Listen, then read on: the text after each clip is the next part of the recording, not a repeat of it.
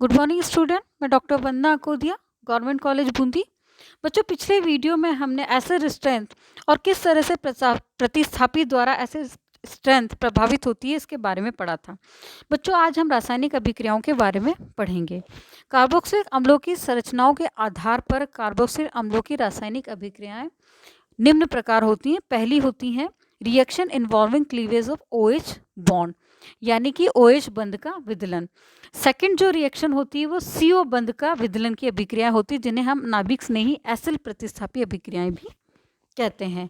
Third जो reaction होती है वो होती है अल्फा कार्बन पर हैलोजनीकरण, यानी कि जो अल्फा कार्बन है उस पर हैलोजन का जुड़ना। फोर्थ रिएक्शन है आपकी reduction of COH group. Fifth reaction है आपकी reaction involving cleavage of carbon carbon bond, यानी कि डीकार्बोक्सिलेशन।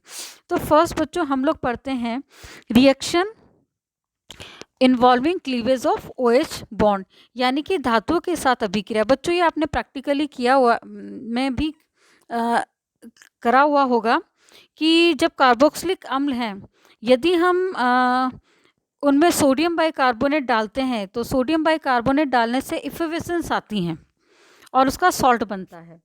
तो फर्स्ट तो रिएक्शन हम लोग ले रहे हैं कि रिएक्शन विथ मेटल, यानी कि पहली रिएक्शन है मेटल के साथ में। The reaction of carboxylic acid with strong electropositive metal such as जैसे लिथियम, पोटेशियम, सोडियम की प्रेजेंस में यदि हम रिएक्शन करवाएं तो हम देखते हैं कि यहाँ पर हाइड्रोजन गैस निकलती है, और हाइड्रोजन गैस निकलती है और हमें यहाँ पर सोडियम सॉल्ट मिलता है कार्बोक्सिलिक एसिड का।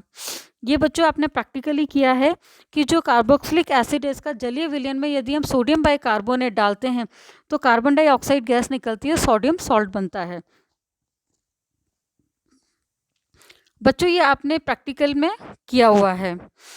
अब 6 या अधिक कार्बन परमाणु युक्त कार्बोक्सिलिक अम्लों को जल में कम विलय होते हैं, परंतु इनके धातु लवण आयनिक प्रकृति के कारण जल में पूर्णतया विलयन हो जाते हैं। इस कारण खनिज अम्लों के साथ पुनः कार्बोक्सिलिक अम्ल दे देते हैं, यानी कि इसके जो सॉल्ट है यदि हम उसमें HCl डालें तो हमें वापस से एसिड मिल जाता है। बच्चों, जनरली ये हम बाइनरी मिक्सचर को अलग करने के काम में लेते हैं इस प्रक्रिया को।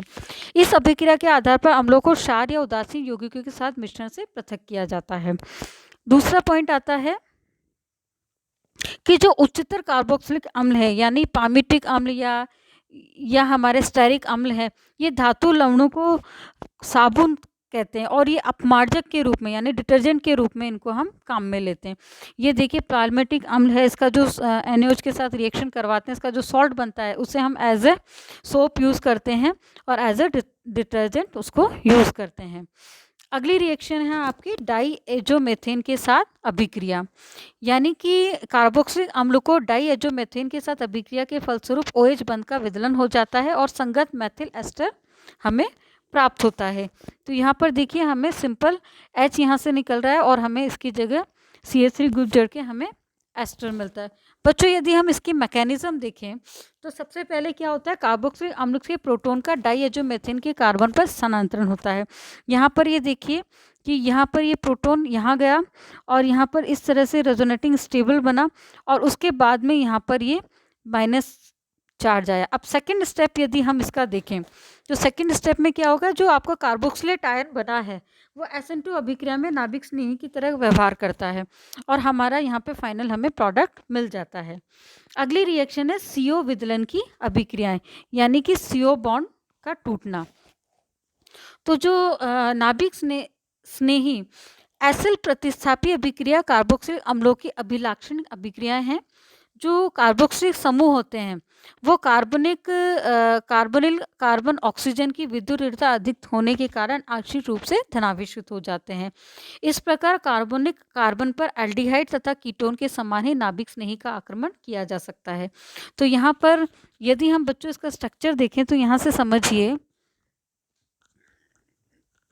आपका यहाँ पे CO ग्रुप है, उस पर पार्शियली कार्बन पे पॉजिटिव चार्ज आ रहा है, ऑक्सीजन पे नेगेटिव चार्ज आया, तो इस कार्बन के पॉजिटिव चार्ज पर आसानी से हमारा न्यूक्लियोफाइल अटैक करेगा और जिस तरह से कार्बोनिल ग्रुप रिएक्शन देते हैं उसी तरह से न्यूक्लियोफिलिक सब्स्टिट्यूशन या हम एसाइल कार्बन के साथ में हमारी रिएक्शन हमें देखने को मिलती है। तो इस अभिक्रिया की जो फर्स्ट स्टेप है उसमें क्या होगा कि जो कार्बन ऑक्सीजन पाई बंध के विदलन के साथ ही कार्बोक्सिलिक अम्ल के कार्बोनिल कार्बन पर नाभिक स्नेही का आक्रमण होता है, जिसके फलस्वरूप हमें एक है ना चतुष्फलकीय या टेट्राहेड्रल इंटरमीडिएट हमें देखने को मिलता है। आप फर्स्ट यहाँ पर देखिए CO न्यूक्लियोफाइल यहाँ जुड़ा और कार्बन से ऑक्सीजन पर यहाँ चला गया। अब आपका ये न्यूक्लियोफाइल OR हो सकता है, Cl हो सकता है, NH2 हो सकता है। अब ये आपका जो कार्बन था टेट्राहेड्रल हो गया, यानी sp3 हाइब्रिडाइज हो गया है। सेकेंड स्टेप हम देखेंगे, इस पद में ऑक्सीजन पर उपस्थित इलेक्ट्रॉन युक्त पुनः कार्बोनिल समूह यानी कि CO बनाता है और हाइड्रोक्सिल समूह अपने बंद इलेक्ट्रॉन युक्त के साथ निकल जाता है और अम्ल व्युत्पन्न हमें प्राप्त होता है। यानी कि यहाँ पर क्या होगा कि जो वापस से कार्बन ग्रुप बना और यहाँ से OH ग्रुप निकल जाता है और हमें यहाँ पर कोई भी एसिड डेरिवेटिव हमें देखने को मिलता है।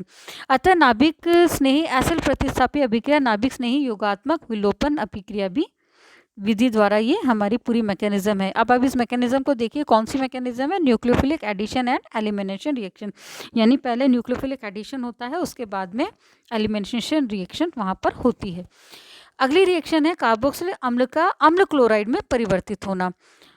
यदि हम थायनोल क्लोराइड PCl5 PCl3 से रिएक्शन करवाएं तो जो हमारा है जो एसिड है वो एसिटिल क्लोराइड में कन्वर्ट हो जाता है। इसी तरह से आप PCl5 के साथ रिएक्शन देखिए, PCl5 फास्फोरस पेंटाक्लोराइड के साथ भी हमें एसिल क्लोराइड मिला है। इसी तरह से हम थायनिल क्लोराइड के साथ रिएक्शन करवाएंगे तो भी हमें एसिड क्लोराइड डेरिवेटिव हमें मिलता है। यदि हम इसकी मैकेनिज्म देखें, अब आप इसकी यहाँ पर मैकेनिज्म देखें तो यहाँ पर ये SN2 मैकेनिज्म होती है, ये दो पदों में संपन्न होती है। प्रथम पद में क्या होता है कि कार्बोक्सिलिक अम्ल जो है थायनिल क्लोराइड के साथ क्रिया करके क्लोरोसल्फाइड बनाता है। ये बच्चों यहाँ पर इसने थायनिल क्लोराइड के साथ रिएक्शन करके क्लोरोसल्फेट आपका जो इंटरमीडिएट है वो बना है। अब सेकेंड रिएक्शन में क्या होगा कि जो कार्बोनिल कार्बन पर जो नाभिक स्नेही क्लोराइड आयन है उसका आक्रमण होगा, जिसके फलस्वरूप हमें एसिड डेरिवेटिव देखने को मिलता है, यानी हमें एसिल क्लोराइड हमारा यहाँ पे एज ए प्रोडक्ट हमें यहाँ पर मिल जाएगा।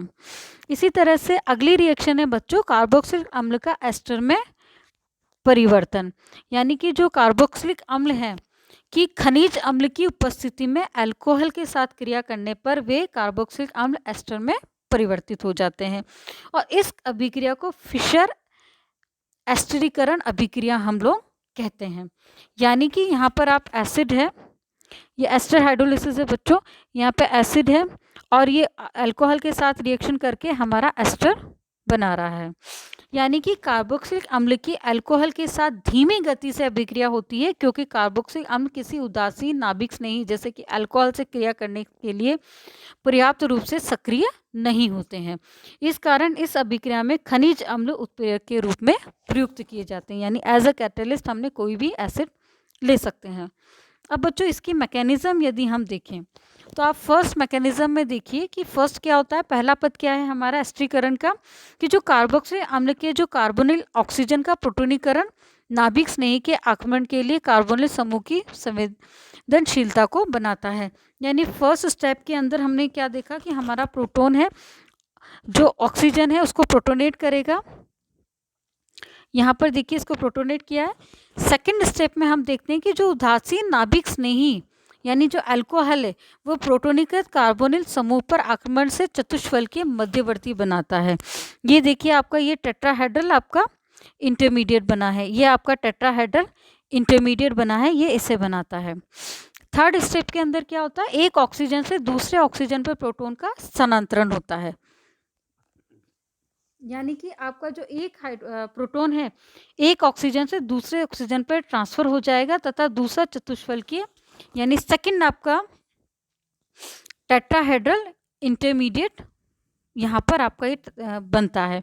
इसके बाद में लास्ट स्टेप में क्या होता है कि जो प्रोटॉन का निकलना व जल के अणु का विलोपन होकर एस्टर बनता है, यानी कि वाटर मॉलिक्यूल निकलेगा और यहाँ पर आपका ये एस्टर में कन्वर्ट हो जाता है। अब अगली रिएक्शन है हमारी कार्बोक्सिलिक अम्ल का अमाइड में परिवर्तन, यानी हम कार्बोक्सिलिक अम्ल से अमाइड किस तरह से प्राप्त करेंगे।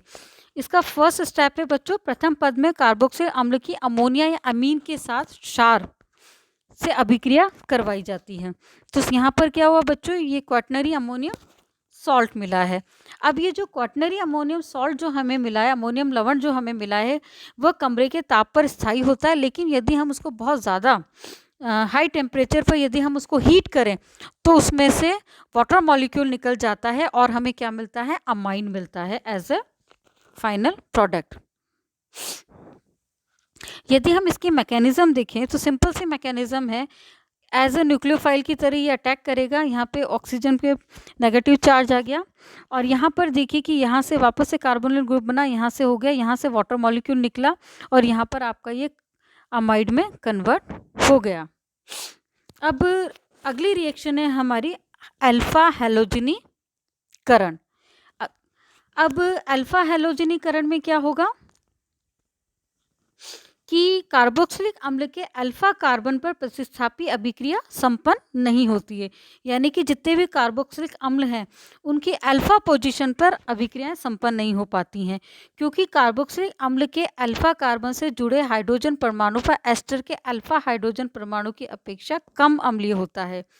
फिर भी यदि कार्बोक्सिलिक अम्ल की फॉस्फोरस या फॉस्फोरस एल्डिहाइड हैलाइड की उपस्थिति में हम ब्रोमीन या क्लोरीन के साथ अभिक्रिया कराते हैं तो हमें अल्फा कार्बन पर हाइड्रोजनीकरण हो जाता है और इसके फलस्वरूप हमें बच्चों अल्फा हैलो अम्ल मिलता है और इस अभिक्रिया को हम क्या कहते हैं, हेल-वोलार्ड जेलिस्की अभिक्रिया या शॉर्ट फॉर्म में हम कहते हैं HVZ रिएक्शन।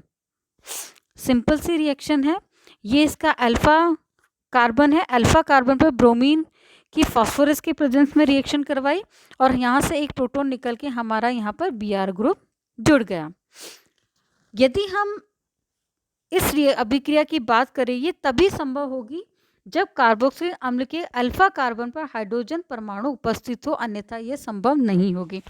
यानी कि यदि हम यहाँ पर प्रोटॉन प्रेजेंट होगा, यानी इसकी जगह यदि कोई एक हाइड्रोजन प्रेजेंट होगा तभी यह अभिक्रिया संपन्न होगी। यदि यहाँ पर प्रोटॉन नहीं होगा तो यहाँ पर यह रासायनिक अभिक्रिया संपन्न नहीं होगी। यदि हम इसकी मैकेनिज्म देखें तो इसकी फर्स्ट स्टेप में क्या होता है कि जो कार्बोक्सिलिक अम्ल है वो PBr यानी फॉस्फोरस और Br2 के साथ अभिक्रिया करके एसिल ब्रोमाइड में परिवर्तित हो जाता है। तो बच्चों यहाँ पर ये देखिए कि ये अल्फा कार्बन है जिसपे प्रोटॉन प्रेजेंट है, ये PBr3 के साथ रिएक्शन कर रहा है और यहाँ पर हमारा ये एसाइल ब्रोमाइड बनाता है। अब ये एसाइल ब्रोमाइड है, ये इस तरह से रेजोनेटिंग स्टेबल होता है, ये इसकी कीटो एसाइल ब्रोमाइड है और ये इसकी इनॉल फॉर्म होगी। सेकेंड स्टेप में क्या होता है कि जो आपका एसिल ब्रोमाइड के जो इनॉल रूप है उसकी जो अल्फा स्थिति पर ब्रोमिनीकरण होने से अल्फा ब्रोमिनीकृत एसिल ब्रोमाइड हमारा यहाँ पर बनता है। अब बच्चों आप ये देखिए कि ये आपका इनॉल फॉर्म है। इनॉल फॉर्म में देखिए यहाँ के लॉन पेयर, यहाँ के बॉन्डिंग इलेक्ट्रॉन इधर शिफ्ट होते हैं, यहाँ पे ये Br इधर जाता है और यहाँ से एक Br निकल जाता है और यहाँ पर ब्रोन ब्रेकिंग हो जाती है। तो आप यहाँ पर देखिए अब दो Br ग्रुप जुड़े हुए हैं, एक आपका कार्बोनिल कार्बन है उससे Br ग्रुप जुड़ा हुआ, एक आपके अल्फा पोजीशन पर जो प्रोटॉन है उसको रिप्लेस करके आपका Br जुड़ गया है। अब जो कि बाद में अल्फा ब्रोमाइड एसाइल ब्रोमाइड में कन्वर्ट हो जाता है, अल्फा ब्रोमाइड और एसाइल ब्रोमाइड में। थर्ड स्टेप में होता है बच्चों जिसमें हमारा जो अल्फा ब्रोमिनीकृत जो एसिल ब्रोमाइड है वो जल अपघटन करते हैं। इसका हम जब हाइड्रोलिसिस करते हैं तो हाइड्रोलिसिस करने के बाद में ये क्या होता है, हमारा हाइड्रोलिसिस करने के बाद में ये हमारा अल्फा डेरिवेटिव एसिड में बदल जाता है, यानी अल्फा ब्रोमिनेटेड कार्बोक्सिलिक एसिड हमें फाइनल प्रोडक्ट के रूप में प्राप्त होता है। अब इस अभिक्रिया में जो कार्बोक्सिलिक अम्ल का ब्रोमिनीकरण नहीं होता है बल्कि एसिल ब्रोमाइड के इनोल रूप की अल्फा स्थिति पर ब्रोमिनीकरण होता है। अब बच्चों यदि हम इसके रिडक्शन की बात करें तो जो कार्बोक्सिलिक अम्ल हैं उनकी यदि हम रिडक्शन की बात करें तो जो कार्बोक्सिलिक अम्ल बहुत कम सक्रिय होते हैं क्योंकि ये प्रबल अपचायक यानी कि लिथियम एल्यूमिनियम हाइड्राइड, ये लिथियम एल्यूमिनियम हाइड्राइड या ऐसे जो अपचायक होते हैं उनके साथ में ये रिडक्शन करता है और इसके लिए हम अल्कोहल यूज़ में लेते हैं तो कार्बोक्सिलिक अम्ल जो है वो सोडियम ब्रोमोहाइड्रेट द्वारा इसका हम रिडक्शन नहीं कर सकते, जो कि एक माइल्ड रिड्यूसिंग एजेंट है। तो इसके रिडक्शन के लिए हमें स्ट्रॉन्ग रिएजेंट की ज़रूरत पड़ती है, जो कि लिथियम एल्यूमिनियम हाइड्राइड है।